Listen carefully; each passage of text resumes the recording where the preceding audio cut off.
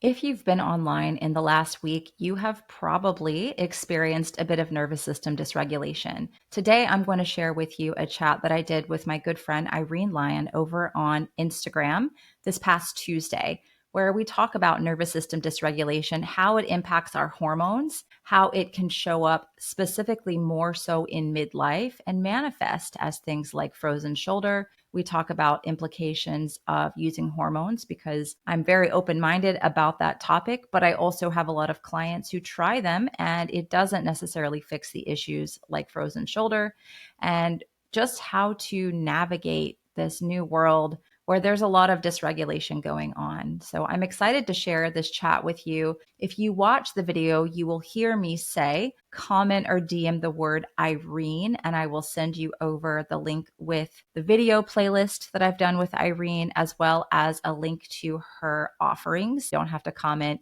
or DM the word Irene underneath this video, whatever platform you're watching it on. I will pin it in the show notes or the comments for you. And Irene is now registering for her Smart Body, Smart Mind program. I believe that registration is closed next week. So if that's something you're interested in, check it out. She also has a ton of free offerings. Like I said, all 17 of our chats together, we've talked about an array of things together.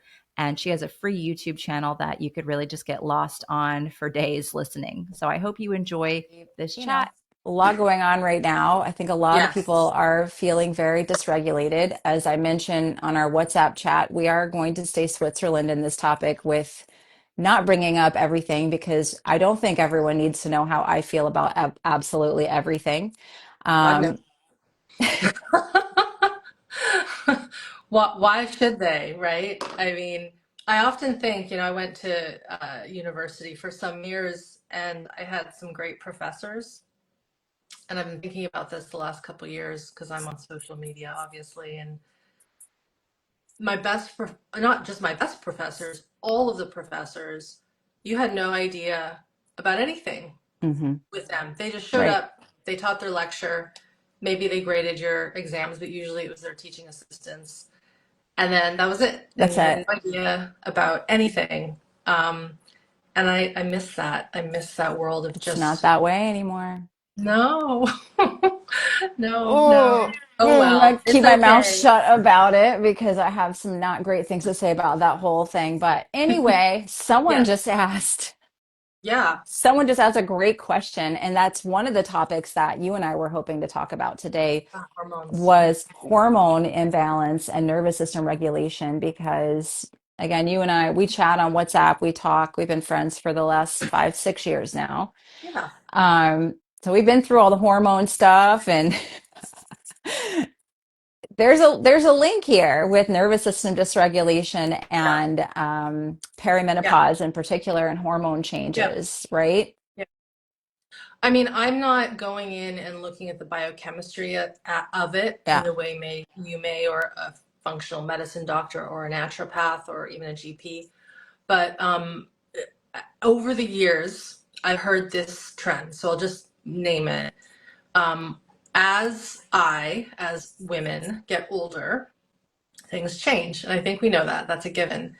And there's some who have no trouble with Hmm. that shift. Hmm. And then others just get slammed. But if I also think about it, when I was younger, I mean, I'm approaching 50 this November, it's my birthday. When I was younger, I had no trouble with my hormones, my cycles, none of that. But I had girlfriends who would be in bed for days, and it never made Hmm. sense to me. And so, what is it? Is it genetics? I mean, back then we weren't talking about food and toxins and traumas, and I mean, it wasn't a thing. Um, on the outside appearance, we all kind of looked the same. And if I think about the amount of trauma I know I had at that point in my life in my 20s, and my story is quite vast with all the chemical traumas I've had and shock traumas, I should have been the one who was suffering Hmm. because I had a lot of I was living in functional freeze, Sarah, and I've talked about Hmm. this, like jumping or running off of mountains, skiing down chutes. I was a daredevil, so I was so functionally frozen, and yet I had no trouble with that stuff at all. But it might have been because I was really active. I had a lot of Mm. muscle. mass. I was aerobically fit. That could have played a part. But then we go into our 30s, 40s. I have seen in my clients and in my online students, they will say, yes, once I got to this age, or once my progesterone, once I realized I had no testosterone, which is another important one, Yeah. um, that made that connected to all of these changes in mood. Sleep is a big one. The ability to, some people will say process emotions, because that typical, like, I'm irritable, it's my period, or I'm shifting, and there's so many memes right now. Mm-hmm. Gosh, watch out for the perimenopausal women. If you're watching this TV show, you're obviously at that point where you're going to go crazy and bonkers. It's big marketing right now. It's I so mean, huge. It's the Gen it's, Xers, right? yeah, Like, yeah, right? yeah. But so I look at that and I go, oh, that's so interesting. But I've had students say, as soon as I started to regulate my nervous system, and move the stored trauma, which is a huge topic, like what that Mm-hmm. is, out. I'm not as irritable. I can sleep better. I'm not as in as much pain. Now, this doesn't mean that you wouldn't do other things, Right. dietary, exercise, muscle mass. I'm all for, if you need to, go get labs done and look at that, for sure. Minerals, as we know, is super important. But there has been a general trend of, as a person, as a woman starts to improve their nervous system and they release all this stored stuff, they're not going to be as irritable, because they're not handling all the stored survival stress that they've been carrying with them for, some of us, decades, and even before Mm-hmm. we were born, right? We're Mm-hmm. carrying our families' traumas and all that. We know that that's a thing. So I can't speak to the specifics of the hormones. Yeah. Obviously, thyroid is another huge one. And just general neurotransmitter chemistry is so important. Mm-hmm. And we need to look at that maybe specifically with whoever we need to. But then there's this other big piece, which is kind of where I fit in. So I It's hope that foundational, really. it's foundational. And if you've got this system that has so much stuff stored inside of it, and here's the thing, Sarah, a lot of people don't realize what is stored. No. I did not. Mm-mm. I had no clue. I did not Mm-mm. get into, I'm like kind of the opposite to a lot of reasons why people get into somatic trauma healing. I got into it not because of me, it was because of my practice. I was a Feldenkrais practitioner at the time. I couldn't help a very large subset of people with that amazing practice of somatic rewiring, and it all led to stored survival stress. Mm. Yeah. Always. Yeah. Yeah. I So I think hope that, that does that answer that question? I hope. definitely. I mean, and for me, just personal experience with myself in this age, I'm 46 now, just turned 46 Mhm. in June. And working with a lot of women in that Yeah. age, from 35 up to 75 and even older. I see it in my community, the women that have really done the foundational stuff and that have good nervous system regulation on board, and they're not the ones that have the easiest lives. So No. it's not, you think it's like, oh, if she's got it easy. No. One of No. my heroes is in her 70s. She does powerlifting. She Wow. has a son with special needs. She looks better in a bikini than most 30-year-olds. Um, and she came to me. She's like, should I, like, I'm not dealing with all the menopause, like perimenopause. Like, I don't have all of that stuff. Should I be worried? I'm like, no. Not at 70. You've, no, I'd say you're doing pretty darn good. Yes. Um, and so I think we've lost, there can be a time and a place to talk about hormone replacement, and I'm not one to demonize it at all. Mm-mm. I've seen it be helpful. But Yeah. what I've seen not be helpful is to only explore that route without exploring these foundational things that are nervous system regulation, nutrition, light Yeah. and dark cycles, like the very, very basic things. And that's just a way that our society works, is like, what thing can I take? What drug can I take? Rather than Do you like what are these foundational things that need to be in place? Yeah. Yeah. And Yeah. yeah, go ahead. Oh, well, I'm looking at another comment. It's related to what we just read out, but can you, Christina asks, can you both address how a regulated nervous system can help perimenopause? Yeah. So I'm going to answer that in a very global way because one thing, and this is personal for me right now, people have seen that there is a connection with frozen shoulder. I don't know if you know this. Yes. Oh yeah. And Oh yeah. perimenopause. It's So big. this Yeah.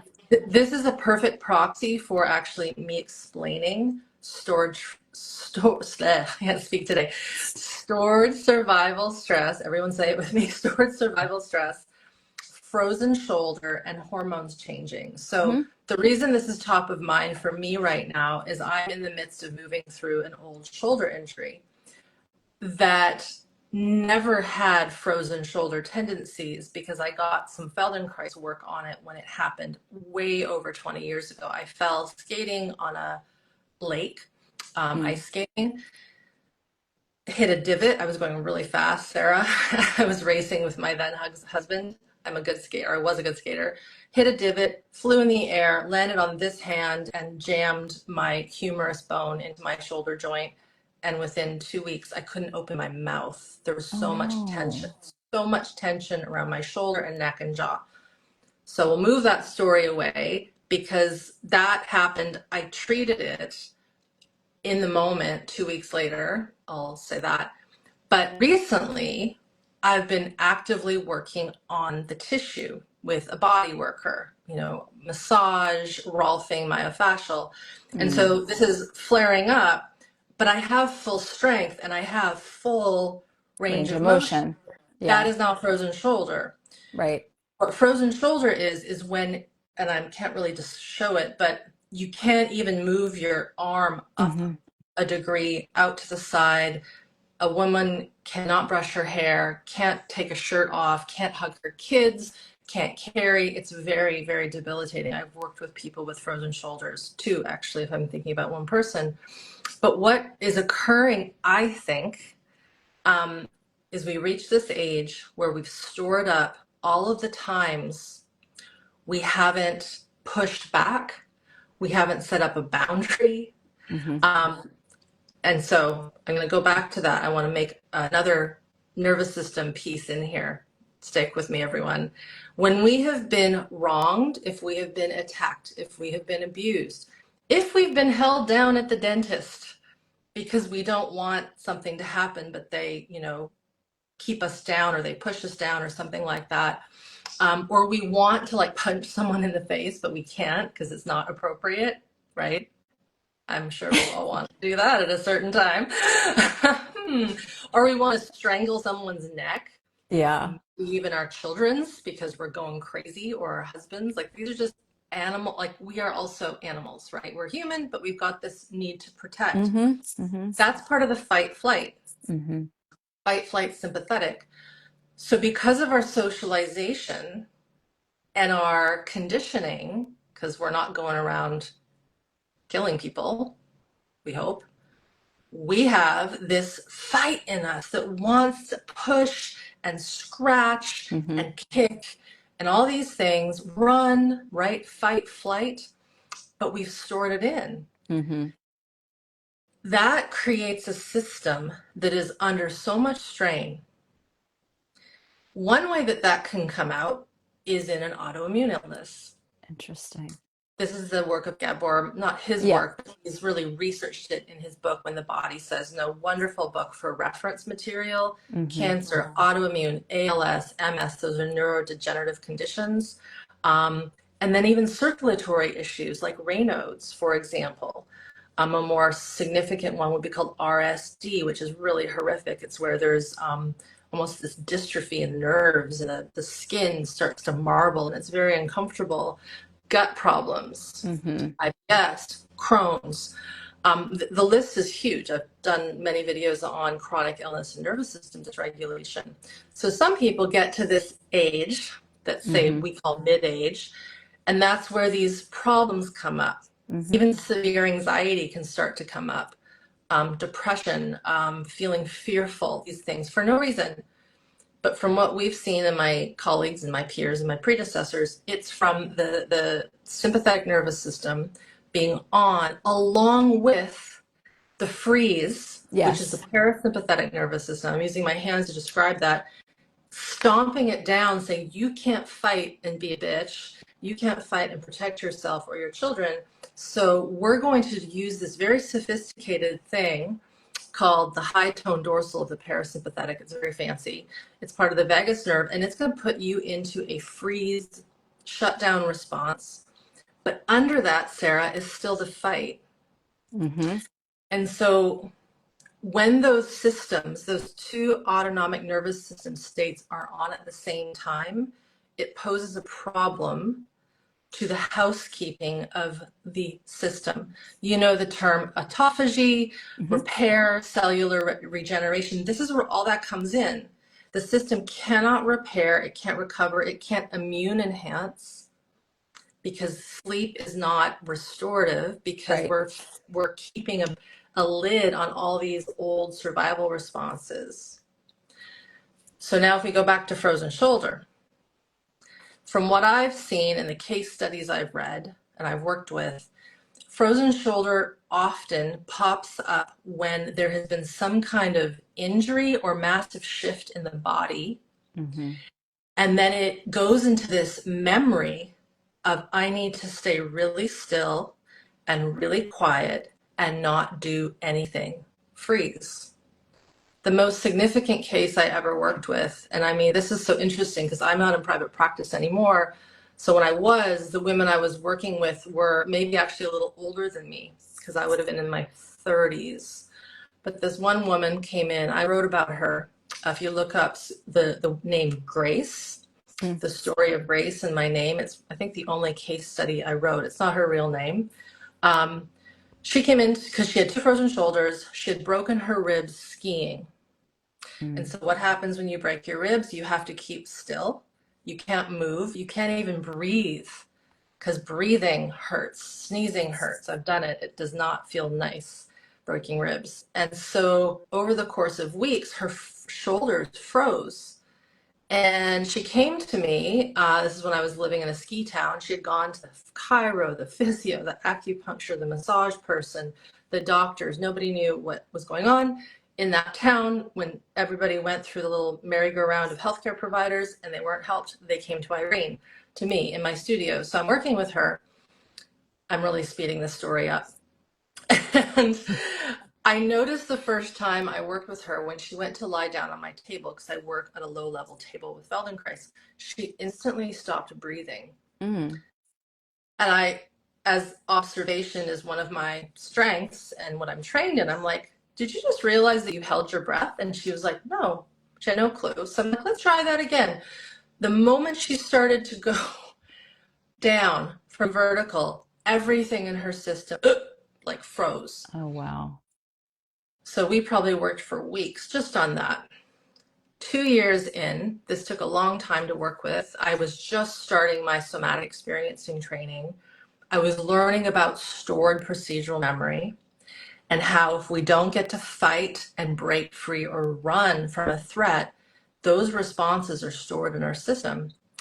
I knew she had had severe sexual abuse, torture actually, at the hands of family friends. Both her and her brother had been tortured. But I never asked the detail because I don't ask the detail unless it comes up. And I looked at her at one point. She's lying on my table. Her arms are sandwiched to her body still, even after years of working with her. And I said, hey, out of curiosity, when you were being attacked, abused, were you ever tied up? And she just looks at me. And by this time, we have such a good relationship. You know, I know about her kids, her job. We talk about recipes, girl stuff, you know. And she just looks with these big, beautiful eyes. And she goes, well, of course I was. Mm. And I went, okay, you want to try something?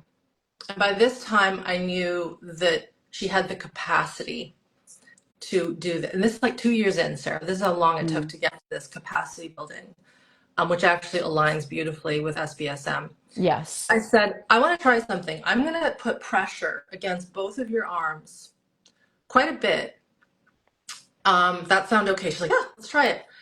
So I don't know if I was beside her, behind her, and she's lying on my table. I pressed her arms. I said, okay, I need to pretend that I am your perpetrators and I'm pushing you and I'm not allowing you to move. And I need you to break free like you're a wild lion or bear or whatever.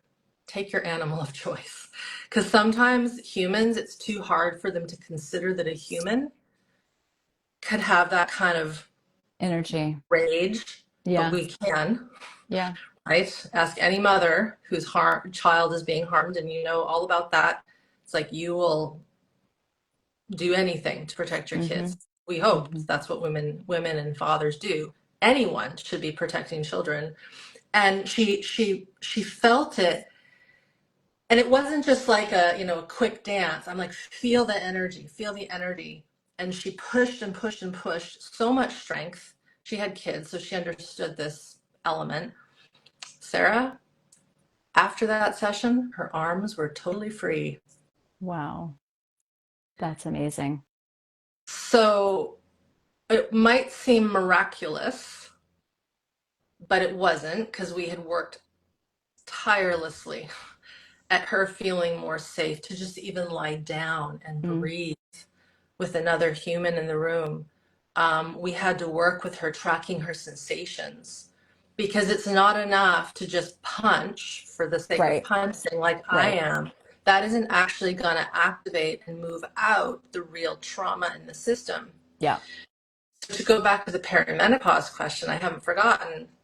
My theory, I hypothesize that, and you do not have to have been abused, but we know many people are. Most people have in some Most way, people have been, but you unfortunately. don't, yeah, unfortunately. So let's just say that you don't even remember. And I'm not saying you should think, oh, maybe I was, because it could be, Right. like I said, it could be, I was held down as a kid in a medical institution while I was sedated.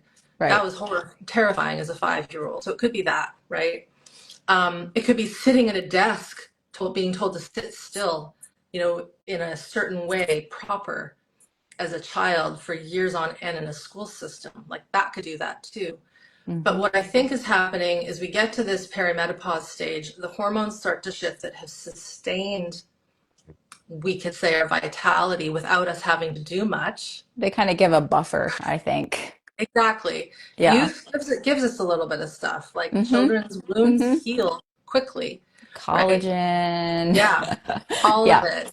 Yeah. And so I think what's happening with some people, because not everyone's going to get frozen shoulder, but if you have No. someone who, in this case, she had a rib injury.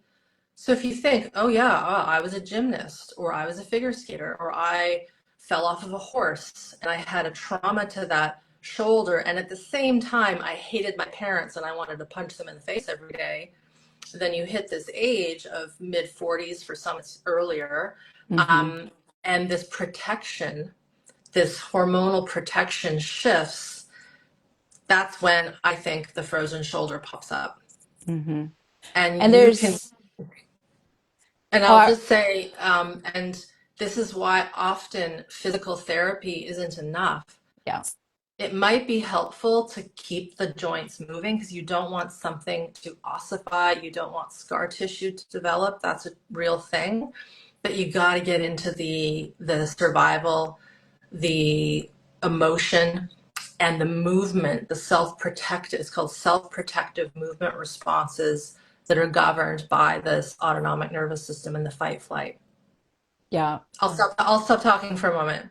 No, I love it. I think everyone is captivated by what you're saying because it's so different than what we're hearing out there. Yeah. And just to kind of qualify a little more of what you're saying with the frozen shoulder, Yeah. that a lot of the menopause doctors will say this is time for estrogen therapy. Yeah. Again, I am not, it's like that's an avenue you can explore. And I Yep. think can really be helpful for some people. There Yep. are reasons why some people don't want to explore that. That's a topic Yep. for another day. And Exactly. what I've seen not only from clients, but also when I go under some of these posts, because I'm always interested when someone's like, frozen shoulder, this is how you fix it, estrogen Yeah. therapy. I'm like, well, that's an interesting theory. I'd love to see how this plays out in the comments. What I Yeah. love is when you get like 600 comments And you get the women that say, yes, my frozen shoulder went away within 2 weeks of starting estrogen therapy. Miracle.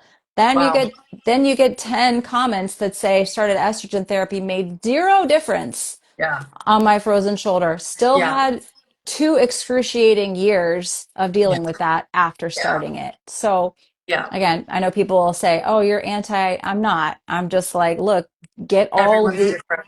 I'm an informed consent person. I think everyone should, with anything they put in their body, whatever that is, understand all sides of it. And hormones are that type of thing as well. Yeah. And my point is kind of like with your point and the physical therapy, it doesn't always fix the issue, just like the HRT doesn't always fix the issue. There's stories of yes and no. Yeah. So this is just another avenue of, again, It is. the stuff comes up to the surface, and I think it is in midlife. You know, you and I And were it talking is last. midlife. Oh, go ahead. No, and I mean, the thought that came to my mind, because my mind goes there, is back in the olden days, and I don't mean like when our grandparents were around, I mean like thousands and thousands and thousands and thousands of years ago. Hmm. I don't think many of us got to that menopausal state Yeah. because of, all the things that would take someone out back Yeah. in the hunter-gatherer worlds. Yes, it was a simple life with natural everything, but you could also get, something bad could happen to you, and not many would live past that child rearing Yeah. stage. Yeah. So we're in I think, a really interesting time right now, because our parents' generations, typically, and my grandparents, if I think about it, they weren't thinking about these things. They just Mm-mm. accepted this is part of aging, Yeah. and I'll just take it, and that's fine. Nothing wrong with that. But now we know so much, Yeah. right? Yeah. And why is it that when I look at people I went to high school with, Sarah, some of the people I went to high school with, who I like see on Facebook and stuff, they look like they're 70 years old. Same. Um, and I mean, I'm not perfect, but uh, what's going on there? Yeah. And I know that, and these aren't people who are necessarily overweight or anything like that. It's the stress, Hmm. and you Hmm. see it in the face, the Hmm. worry. You see what they post on social media. It's like, oh, you're really in a state of dysregulation. Hmm. And the thing is that's just kind of how humanity's been. It is. It And is. that's We've what we lost just the have, plot. have to accept it and go, okay, but we really actually can heal at this level. Yeah. But it's not simple because our histories are so different, Yeah. Yeah. right? Yeah. You were going to say something, and then I talked over you. I think I was just going to anecdotally say myself, this summer I was convinced I was in full blown perimenopause, that my life Uh-huh. was like over. Um, Seriously, I Aw. was Yeah, getting neck pain, low back pain, yeah. migraine headaches, Mm, just miserable, was mad at everyone, just angry, bad temper. And I had to take a step back. And finally, I just kind of looked at I'm like, okay, what am I doing? Like, what is going on? yeah, I had so much going on yeah, professionally, which is yeah, good, but like yeah, showing up, being out in public, public attacks, scrutiny, drama online, and just like letting myself get pulled into these whirlwinds of yeah, drama. Some yeah. of it had to do with me, some of it didn't have to do with me, but I was in physical pain. Mhm. And so I had to make a decision like, do I keep going down this road, or do I step back and do the things Yeah, I need to do? Some of that was going back through Smart Body, Smart Mind, pulling in great. some of the things. I mean, I did that program back in 2021, I want to say. Been a I, handful of years. Yeah. yeah, it was before I got pregnant. And I think that was Yes. helpful for me to Yes. move through all of the trauma that I went around through, all the medical trauma of like losing babies and like IVF. And that was a traumatic experience. And so, Mhm. Smart Body, Smart Mind, I still go back to that program, even all these years later, to help my body get through, like realize like there's a very somatic thing happening. If I'm in pain and I'm miserable and I'm having headaches, I got to do something Yeah. about this. And so that Yeah. was my big moment of, yeah, I made a lot of changes of how much I'm getting involved in things online and allowing things to pull me in. Yeah. But I had these tools that I was Yeah. able to pull out and use, which were hugely valuable. So I'm no longer getting migraine headaches. I can turn my neck just fine every morning. Yeah. Like my back doesn't hurt. And Yeah. it's been a few Yeah. months of this. So I'm kind of thinking it worked.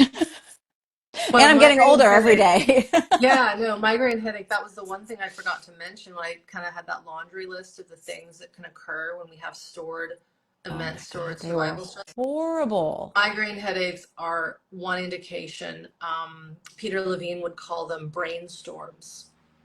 And so it's actually quite simple because there's this fight. So, you're wanting to fight what's going on. We would even call it inescapable attack. Like, I want to get Mhm. away from this. But, it's livelihood, being online for yourself Yeah. and to a degree myself. And yet you can't. So there's like this push pull. And so when there's this push pull of wanting to fight, but then the system is having to put you into functional freeze, circulatory wise, there is then this constriction, that's the Mm, sympathetic, and dilation, this collapse of the vessels. And it's the quick cycling back that causes the pain. mm. Wow. That's why I think a lot of people will say if they have some coffee, like caffeine, it can help I with have a headache. nasty, nasty habit, like that I developed because of these headaches, which thank God I haven't had one in about 6 weeks. The Hmm. only thing that would take it away was a Coke Zero. So think That about was that. the only thing. And I'm like, Yeah, why am I drinking this? I gave these whatever. things up years ago. All good. But I'm like, if I Caffeine. don't drink this, I won't be able to function, and coffee Yeah. wouldn't do anything. So it was Yeah. like a Coke Zero, and I could go on with my day. Like, Yeah. don't drink Coke Zero. Those are not healthy, guys. But just saying, Hey, that's where I got help. to. It helps you. And so it's instigating the sympathetic. It's getting, it's like taking the Adderall. It's taking Mm-hmm. an amphetamine, right? And Mm-hmm. so that's going to create a constriction. So it's going to take the system out of that dilation that's causing the intense pain. Everything's opening up. And so, I mean, it makes complete sense. And that's why when you look at it from that perspective, it's actually quite simple Mm-hmm. what's going on in our system. But what makes it difficult is again, I said at the beginning, our conditioning, how we approach symptoms, sensations, and then all of the weird stuff that we've had to store inside Mm-hmm. being humans, Yeah. Yeah. going It's through all the things, right? And it's Medicalization different first. now. I Yeah. mean, it's so different. And I think so many people that are listening are can relate to like the stuff that we deal with in this day and age is to, like I'm Gen X by, I don't know, Yeah. 6 months. So I claim Yeah. it. I claim it. Yeah. You got it. You got it. All my Gen X friends are like, yeah, you can be in the club. But, Gen X, we grew up like we would go outside all day, ride our Hmm. bikes, go to the Hmm. pool. I joke around with my sisters. I'm like, yeah, I had a bike accident, flipped over my handlebars, landed, like scraped all the skin off my back. And then our neighbor found me in the street like a half hour later, it was like no phones, nothing. Yeah. And the things that kids now deal with that we miss as adult, like that we see as adults, Oh, it yeah. is unbelievable, like Yeah. unfreaking believable. And we don't realize this little phone in front of our face, we're Hmm. pulling and internalizing all of these things that we were never meant to see, that we were Yeah. never meant to feel. And that does have an impact on your body. And I experienced that, like I said, firsthand this summer with these migraine headaches and aches and Yeah. pains and things like that. And I know it was like being attacked Stress. online, having Yeah. like my job being online, doing what I love what I do. I could do it all the Hmm. time and never Yeah. be tired of it, but there is a downside to that. And most people Hmm. aren't doing what I'm doing. They're just doing the online and pulling in all of that data and information and not having a place to kind of like move it through, if that makes sense. It makes complete sense. And this is the thing, is the technology is here to stay. And Yeah. so, some people will take the route of extremism and be like, I'm getting rid of it. I'm going off of all these things, phone me on my landline. And that's fine but If you there's also can. some, if there's also some stuff that's kind of fun that's online and gosh, I can't even pay for parking in the city Right? without my phone. And so it's like you kind of need it now, but it comes back to, someone could be living in nature, Sarah, Oh and yeah. this is my husband's story, Seth's story, and be completely dysregulated. He was living in the forest in Oregon, Hmm. daily hot springs, walking on the dirt, eating organic food every day, I love that. river, all of it. And he, when I met him, had IBS, addictions, and complex PTSD. Yeah. So this notion that just go to nature, it'll heal you is wrong. Yeah. And so because the unconscious is what's driving these survival patterns. So Hmm. you have to consciously work with them. And so there's sort of this interesting piece where if we get into our physical body, into our sensations, into the environment in a smart way, and this is all the things I teach, we can interact with these devices, tech, um, and be okay, right? Hmm. It's like Hmm. it's this ability to balance it. Hmm. And I do think that, I mean, that's what the fourth Matrix movie was all about. Many people don't know this because they didn't watch it. But the last Matrix movie that just came out, and spoiler alert, there's two parts to it. And if you miss this, then I suggest people go back and watch it because I think it was missed. It's about technology and humans not integrating, Mm. being beside each other and helping. And so Mm. in the Matrix, the machines were doing the tasks of gardening and watering and those sorts of things. But the humans still had their spirit, their stuff. And then the other part of the movie that I thought was just great is the masculine and the feminine have to connect and work together. Mm. And if we think of just masculine and feminine in each person, that masculine is that fight. Yeah. It is that warrior. It is that protection. Feminine is the nurture, the empathy, the slow, right? And we Yeah. need both, just like we need the parasympathetic and we need the sympathetic. And so Yeah. when you really look at, I like to look at those big pictures, it's like it's all there, but then we have to do the work to figure out how to exist in our own system, I Yeah. believe, in relationship to the environment and all that's in the environment, including these devices. Yeah. Yeah, I just want to qualify what you said about Seth. I was Oh having yeah. a chat with my practitioners last week on Friday, and Yeah. I was telling them how a couple of my colleagues and I talk about, just we bounce off, we never use names, but we'll just do kind of case studies. And Yeah. a lot of us have had a similar client of someone who lives out in the middle of nowhere, Yes. disconnected from society, no Yes. Wi-Fi, no, Yes. like they're very remote and they are riddled with health problems, autoimmune conditions, insomnia, hormone, like True. riddled. Yeah. And not to say that that's not a healthy living environment to be out there. Nature is the healthiest place our bodies Yes. can be. Absolutely. But there's something that we say in recovery, wherever you go, there you are. Like Yeah. you will follow you wherever you go. If you haven't dealt with these things underlying, then you will be more likely to deal with some of the same issues, even in a perfect environment. Um, I, I mean, Ted Kaczynski, the late Unabomber, he lived in a cabin in the woods in Montana, I believe. No electricity. And mm, he was a psychopath and harmed a lot of people. yeah. And one could, so that whole notion that I've done videos actually on his case because the early trauma that he endured was intense. Mm. And then he had more trauma occur. He was actually a victim of MK Ultra at Harvard in the Oh, 50s. wow. And it's really an impressive story of how wrong things can go in a human when he had a loving home life. Mm. And you see it when the parents are interviewed, the brother is interviewed, but he had this terrible hand dealt to him with early trauma. He was put in a hospital for 7 days, strapped down to a table, no visitors because of a rash.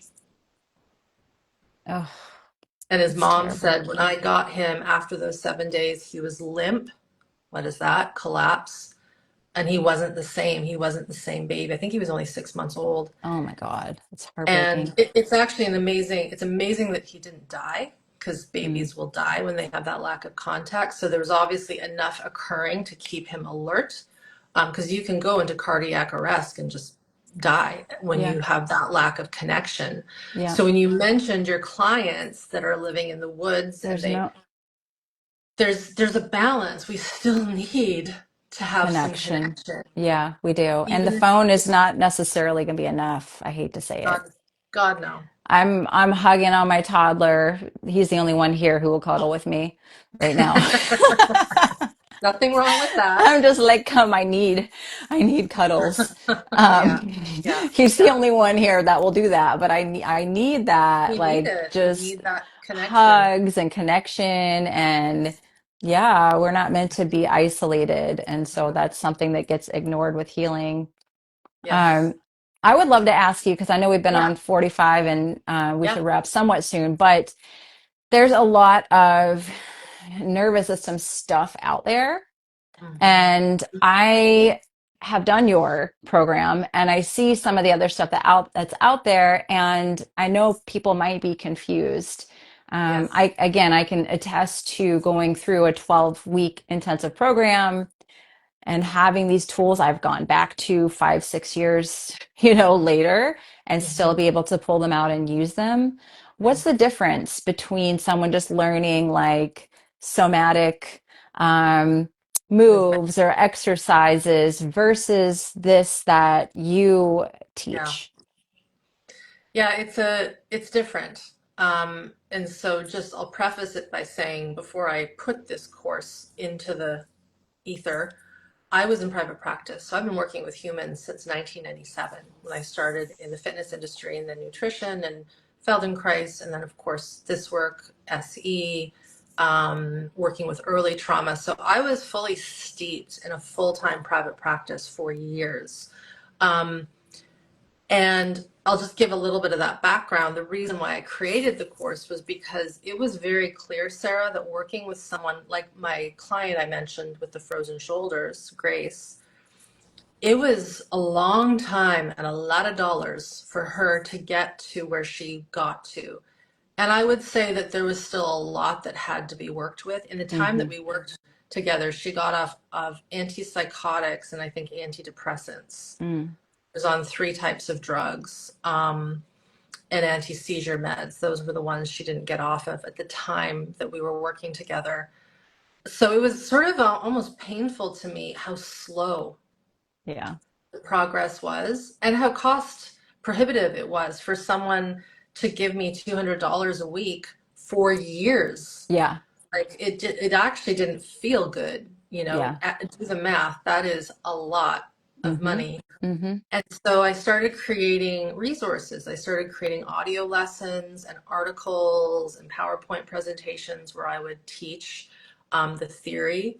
And eventually that stuff made it into the online world when the online world came out really for courses in like 2011. So this course has been built from 2012 up until sort of, we haven't really shifted it in the last 6 years. Um, so I give that background to say it has been created due to real life experience with humans and groups that I have worked with. Um, the difference is that it isn't just here's a movement to do when you have pain. Mm-hmm. Here's sound to do when you have anxiety. Mm-hmm. Here's a pressure point, and again, nothing wrong with acupressure, but like here's a thing that you pinch or tap on when you have da da da da da. Um, I think if someone needs a resource like that, fine, right? I often say to my parents, if taking a deep breath and doing something that's very controlled will keep you from hitting your children, then take the deep breath, Mm-hmm. right? do the cold plunge. Mm-hmm. That's what that stuff is for. It's for in the moment. I don't know what to do with this. I can't process it organically. So then do those things. What's happening in Smart Body, Smart Mind is sort of like it's quadruple. There's four things. There's theory, intense theory. Like I don't hold back in my training calls, in the videos. Seth does the Q&As. Like we are talking from our breadth of experience. I just finished mentoring a group of 31 people for practitioner training. It's the first level of 4. That's the other Oh, thing. wow. You cannot study this stuff in 12 weeks. So for No. those of you who want to like do a practitioner training, and there are people out there trying to give certificates over a 12-week period, no, it is impossible. I'll put that out on the line to get trained in this work at a depth of working with all the things in 12 weeks. It took me nearly 20 years to piece it together. I don't think it has to be that long. But in that training, the reason I mention it, Sarah, is a lot of my students who had only done Smart Body, Smart Mind had then started doing the somatic experiencing training, which is what I've been trained in. And they got there and they were like, I knew all the theory. Like, yep. So, I'm not teaching the SE curriculum, but in SBSM as a layperson, you're getting everything that one would need to know to understand their physiology, their nervous system, how we store memories, how it gets into the fascia, the bones, the joints, the diaphragms, all the things. So the theory is so important, and we need the theory. The reason why we need the theory is back to what I said. I can't give a list of when this happens, do this, when that happens, do this thing. The theory is important because we have not been brought up knowing how to pay attention to ourselves and what to do when something happens. We were trained from a very young age, when you fall off your bike, like you had mentioned, get up right away. Yep. You're fine. It doesn't hurt. But that kid is like, but this does hurt. Right. And you do that enough times over a childhood, that person is going to come into teenagehood and adulthood not knowing what it is to feel pain. Right. It's just like, oh, this is no big deal. I'm just going to brush it away. And then this is how we store survival stress. So that's one example of why theory is so important, because the body is strange. It will let out things in weird ways. And a lot of us have sensations and we will run to the doctor. I'm not opposed to medical doctors or anything like that. But actually that sensation is a trapped survival response, or that sensation is a movement of heat signifying that you're coming out of this functional freeze pattern, or that weird desire to like move your arm in a certain way is actually a protective response that's finally coming out, paying attention to those things. So theories, that's my kind of lecture on why theory is so important. So we get into that, all of that. And then the practices are a blend of my training in somatic experiencing, something called somatic practice, and somatic resilience and regulation, which is the work of Kathy Kane and Steve Terrell, which is working with pre-verbal and early trauma. And this is all in the course without me there with you. It is audio lessons that I've designed to teach you how to tune into your gut, your brainstem, your kidneys, your adrenals, the connection between the gut and the brain, the joints of the body that hold emotion, diaphragms of the body, which is what you would get worked with if you saw an osteopath or a craniosacral therapist. And then there's the Feldenkrais component. And the Feldenkrais component is, I think, the glue, Sarah, that keeps these lessons together. It was my training in Feldenkrais that allowed me to take Peter Levine's work, Kathy and Steve's, and format it into an audio version of observation and attention and intention to go into these diaphragms and organs and glands and et cetera, et cetera. Then the other thing, so this is the final thing, is movement. So you mentioned that a moment ago when you asked the question, like, it isn't enough for us to just take our pelvis and move it and twerk it, right? It's like that might feel good for the joints, or opening up the ribs or the movement or the eyes, Yeah. orienting. That's a big part of what we learn. Huge. It isn't enough to just move the eyes, move the eyes. If you have to know what do the eyes and the orienting capacities have in relationship to the trauma that might be stored, that usually is stored, and how has that vision been stopped due to old events. Hmm. And so part of the Feldenkrais work is really relearning not just movement, it's not like an aerobics class, but can you sense internally, I call it the peripheral nervous system, the sensory motor system, can you really sense the beginning of your nervous system starting a movement? Mm. Like, I mean, you and I could both get up from our chairs right now. We know how to do it. We don't even have to think about it. But I would teach how do you sense the beginning of that action? Do you hold your breath? Do you shift your pelvis, Mm. your feet?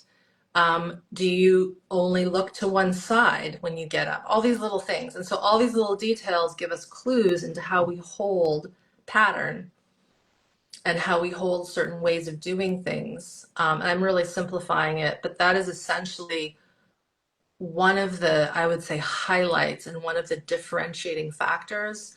And what I've created, at least with SBSM, because of those strong methodologies and then bringing them all together. Mm. I love that. Yeah. Yeah. So it's not just you're not just going to get movement exercises. Yeah. Or tap Yeah. here, do this breathing exercise. It's Yeah. not that. Again, not to poo-poo on any of that stuff at all. I still meditate. I know you've got a lot of Yeah. stuff on meditation. I Yeah, of still I course. still have my practice, but if I'm really struggling to deal with pain or deal with something, and I Mhm. need to just say, what is my body trying to tell me right now? And I Yeah, think that's exactly. where I want most people to get to. When you're having a symptom, your body is trying to communicate with you. And this is a really great way for you Yeah. to learn how to tune into that. Yeah. And I think it's a valuable skill that is missing. Yeah. Um, and now having a toddler, raising a child, I'm trying to integrate that stuff into him Oh, too, so you can help your yeah. whole family, really. The parents that have gone through this don't go into the course thinking that it's a parenting course. They Yeah. go in usually because of their own symptomology, their own health problems, etc.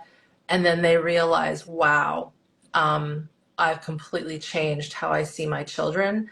And in doing that, I'm seeing them through the eyes of their nervous system, and I know exactly what they need. Hmm. I know how to attune to them. I realize they're not trying to be difficult. They've just hit a fuse of too Yes. much, Yes. right? And Yes. we have a panel. You would be able to find it if you just looked up my name and parenting panel. And I talked to like a whole group of parents, and the stories are heartwarming. Mm. One in particular, I remember Selden. I think you know Selden.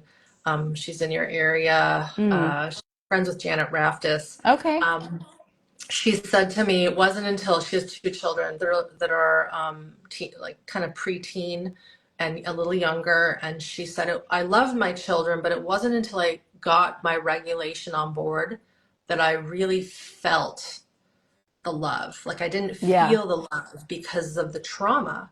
She's Right. like, of course I love my children. Of course I'm trying to do everything for them. But she'll admit I was the mom that, did the cry it out and did things that I don't really think were that great. And so I had to deal with those Hmm. repercussions. And so it also, you have to do this work, I will say, you have to be brave because you have to realize that you're going to come up against things that you know that maybe you've done Hmm. because we've been conditioned to do them, especially for child rearing. And it's okay. It's like, Yeah. it's okay. The moment you heal and work on your own regulation as a parent, it does ripple out. Even if you have adult children, it makes a Yeah. huge difference from what we've seen. I love it. Yeah, Wonderful. Well, if anyone's interested in Irene's programs or even just watching the rest of the videos we've done together, there's like 17. You can crazy. just put the word Irene underneath this video or send me a message that just says Irene and I'll send you the link to it. And yeah, Thanks, Sarah. amazing. So fun to chat. I hope everyone Yes, got something helpful out of this. And yeah, how long is SBSM open for? It's oh, only for a week. a week. Okay, A cool. week and a day. So today it's officially open, Okay, and then we keep it open until this time next week. So end of day Tuesday, okay, the 23rd, I believe. okay. And yeah, we typically run it twice a year. So it is, I might just add that it's a curriculum of 12 weeks, Hmm. 10 modules, but sometimes people get confused when they're like, how come people talk about doing it again? Yeah, And the reason why is it's impossible to learn a new language in 12 weeks. yeah, I agree. And so you have to think about this work as you are relearning how to work with your nervous system and regulate your nervous system. And for many of us, we didn't get that from the beginning. Hmm. So I often say it's like you're learning a second language as an adult. The language, though, is just your body and how your body connects with the environment and all the things that go on internally. So it's meant to be taken and done over and over and over again. I have not met anybody who's gone through the whole course in one go. Not me. I mean, I'm And that's, 5, 6 years later still going back to it for, yeah, exactly. yeah, yeah. Yeah, Amazing. yeah, Amazing. yeah. Thanks, Sarah. Thanks, Thank everyone. you. Thank you everyone for watching. Bye. Bye.